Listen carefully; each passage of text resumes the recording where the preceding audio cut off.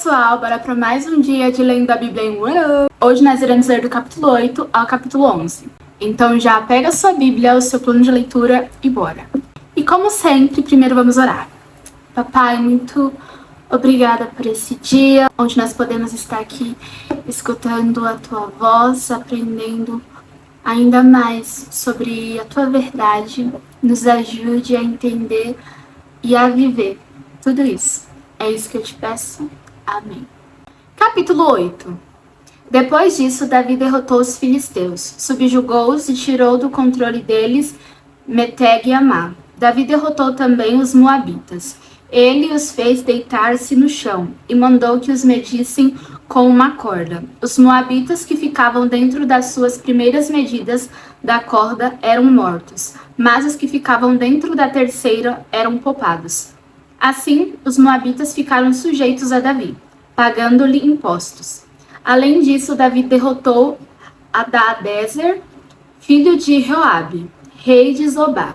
Quando Hadadezer tentava recuperar o controle na região do rio Eufrates, Davi se apossou de 1.000 dos seus carros de guerra, 7.000 cavaleiros e 20.000 soldados de infantaria.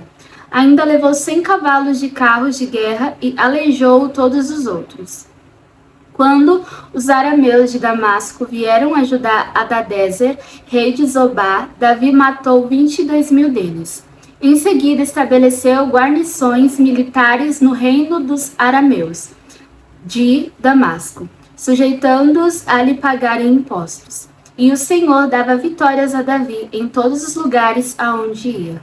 Davi também levou para Jerusalém os escudos de ouro usados pelos oficiais de Hadadezer, de Tebá e Berotai, cidades que pertenciam a Hadadezer. O rei Davi levou grande quantidade de bronze. Quando Tou, rei de Hamate, soube que Davi tinha derrotado todo o exército de Hadadezer, enviou seu filho Jorão ao rei Davi para saudá-lo e parabenizá-lo por sua vitória na batalha contra Hadadezer, que tinha estado em guerra contra Tou. E com Jorão mandou também tipos de utensílios de prata, de ouro e de bronze. O rei Davi consagrou esses utensílios ao Senhor, como fizera com a prata e com o ouro tomados de todas as nações que havia subjugado: Edom e Moabe, os amonitas, os filisteus e Amaleque. Também consagrou os bens tomados de Hadadezer, filho de Reobe, rei de Zobá. Davi ficou ainda mais famoso ao retornar da batalha em que matou 18.000 edonitas no Vale do Sal. Ele estabeleceu guarnições militares por todo o território de Edom, sujeitando todos os edomitas. O Senhor dava vitórias a Davi em todos os lugares aonde ia. Davi reinou sobre todo Israel, administrando o direito e a justiça a todo o seu povo. Joabe, filho de Zeruia, era comandante do exército. Josafá, filho de Ailude, era o arquivista real. Zadok, filho de Aitube, e Aimeleque, filho de Abiatar, eram sacerdotes. Seraias era o secretário. Benaia, filho de Joiada, comandava os queretitas e os paletitas. E os filhos de Davi eram sacerdotes.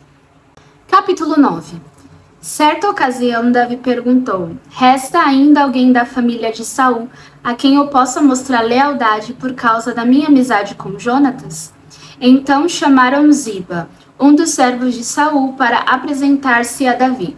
E o rei lhe perguntou: você é Ziba? Sou teu servo, respondeu ele. Perguntou-lhe Davi: resta ainda alguém da família de Saul a quem eu possa mostrar a lealdade de Deus? Respondeu Ziba: ainda há um filho de Jonatas, aleijado dos pés. Onde está ele? Perguntou o rei. Ziba respondeu: na casa de Maquir, filho de Amiel, em Lodebar. Então o rei Davi mandou trazê-lo de Lodebar. Quando Mefibosete, filho de Jonatas e neto de Saul, compareceu diante de Davi, prostrou-se com o rosto em terra. Mefibosete? Perguntou Davi. Ele respondeu: sim, sou teu servo. Não tenha medo, disse-lhe Davi, pois é certo que eu tratarei com bondade por causa da minha amizade com Jonatas, seu pai. Vou devolver-lhe todas as terras que pertenciam a seu avô Saul, e você comerá sempre à minha mesa.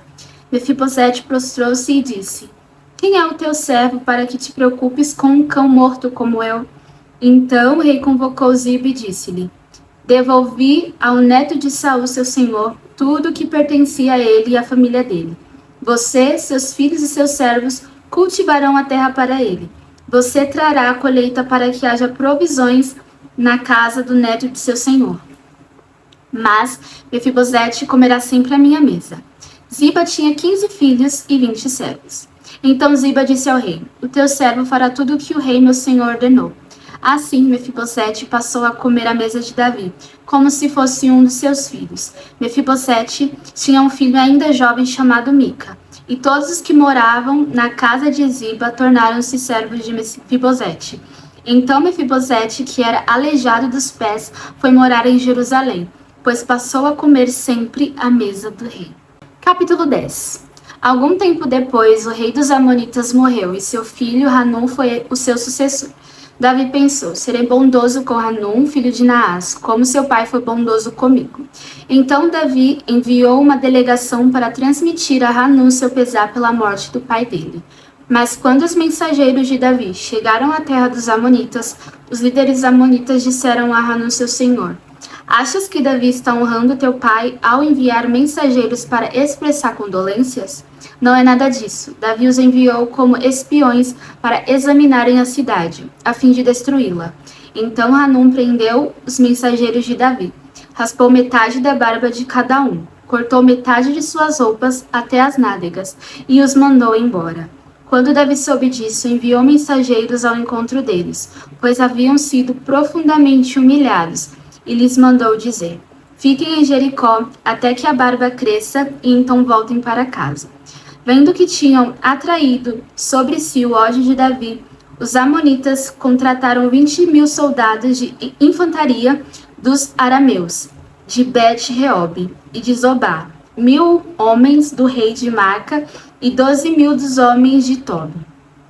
Ao saber disso, Davi ordenou a Joabe que marchasse com todo o exército. Os amonitas saíram e se puseram em posição de combate à entrada da cidade, e os arameus de Zobá e de Reob e os homens de Tob e de Maca posicionaram-se em campo aberto. Vendo Joabe que estava cercado pelas linhas de combate, escolheu alguns dos melhores soldados de Israel e os posicionou contra os arameus. Pôs o restante dos homens sob o comando de seu irmão Abissai e os posicionou contra os amonitas. E Joabe disse a Abissai: Se os arameus forem fortes demais para mim, venha me ajudar. Mas se os amonitas forem fortes demais para você, eu irei ajudá-lo. Seja forte e lutemos com bravura pelo nosso povo e pelas cidades do nosso Deus. E que o Senhor faça o que for de sua vontade.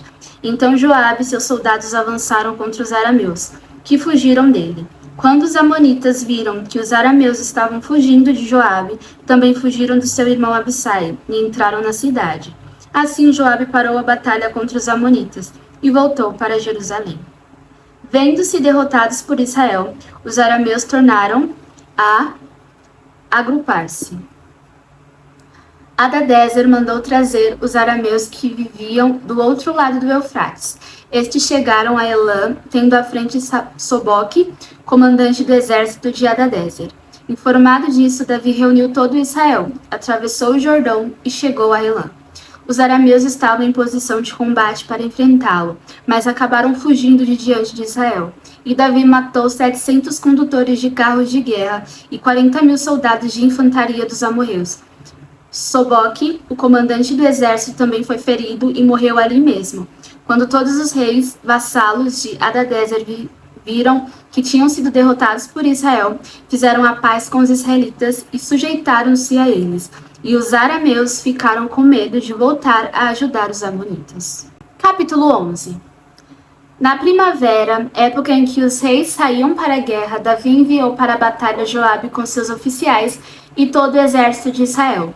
E eles derrotaram os amonitas e cercaram Rabá. Mas Davi permaneceu em Jerusalém. Uma tarde, Davi levantou-se da cama e foi passear pelo terraço do palácio. Do terraço viu uma mulher muito bonita, tomando banho, e mandou alguém procurar saber quem era. Disseram-lhe: é Betseba, filha de Eliã, e mulher de Urias, o Hitita. Davi mandou que a trouxessem e se deitou com ela, que havia acabado de se purificar da impureza de sua menstruação. Depois voltou para casa. A mulher engravidou e mandou um recado a Davi, dizendo que estava grávida. Em face disso, Davi mandou esta mensagem a Joabe: envie-me Urias, o hitita. E Joabe o enviou. Quando Urias chegou, Davi perguntou-lhe como estavam Joabe e os soldados, e como estava indo a guerra. E lhe disse: vá descansar um pouco em sua casa. Urias saiu do palácio e logo foi mandado um presente da parte do rei. Mas Urias dormiu na entrada do palácio, onde dormiam os guardas de seu senhor, e não foi para casa. Quando informaram a Davi que Urias não tinha ido para casa, ele lhe perguntou: depois da viagem que você fez, por que não foi para casa? Urias respondeu: a arca e os homens de Israel e de Judá repousam em tendas. O meu senhor Joabe e os seus soldados estão acampados ao ar livre. Como poderia eu ir para casa para comer, beber e deitar-me com minha mulher? Juro por teu nome e por tua vida que não farei uma coisa dessas. Então Davi lhe disse: fica aqui mais um dia. Amanhã eu o mandarei de volta. Urias ficou em Jerusalém, mas no dia seguinte Davi o convocou para comer e beber e o embriagou. À tarde, porém, Urias saiu para dormir em sua esteira, onde os guardas de seu senhor dormiam, e não foi para casa. De manhã, Davi enviou uma carta a Joabe por meio de Urias. Nela escreveu: ponha Urias na linha de frente e o deixe onde o combate estiver mais violento, para que seja ferido e morra. Como Joabe tinha cercado a cidade, colocou Urias no lugar onde sabia que os inimigos eram mais fortes. Quando os homens da cidade saíram e lutaram contra Joabe, alguns dos oficiais da guarda de Davi morreram, e morreu também Urias o hitita. Joabe enviou a Davi um relatório completo da batalha, dando a seguinte instrução ao mensageiro: ao acabar de apresentar ao rei este relatório, pode ser que o rei fique muito indignado e lhe pergunte: por que vocês se aproximaram tanto da cidade para combater? Não sabiam que eles atirariam flechas da muralha?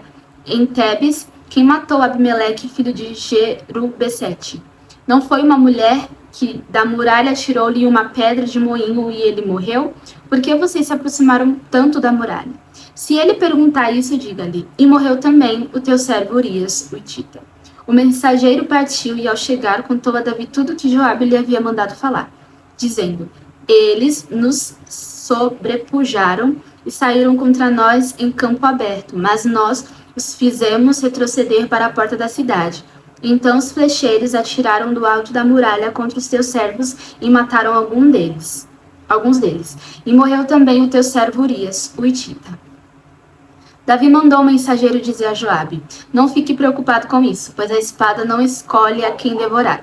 Reforce o ataque à cidade até destruí-la. E ainda insistiu com o mensageiro que encorajasse Joabe. Quando a mulher de Urias soube que o seu marido havia morrido, chorou por ele. Passado o luto, Davi mandou que a trouxessem para o palácio. Ela se tornou sua mulher e teve um filho dele. Mas o que Davi fez desagradou ao Senhor. Agora vamos orar.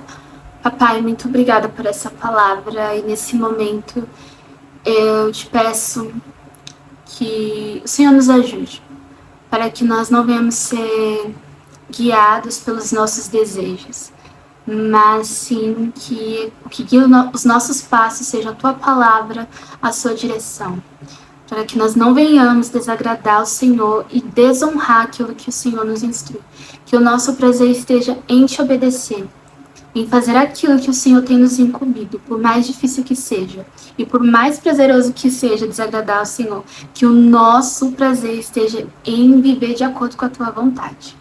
Porque muitas vezes esses desejos podem ser prazerosos no momento, mas nada nos preenche mais do que o Senhor, nada nos satisfaz mais do que o Senhor. Muitos desses prazeres são momentâneos, mas a plena satisfação no Senhor, e que nós venhamos nos apegar nisso.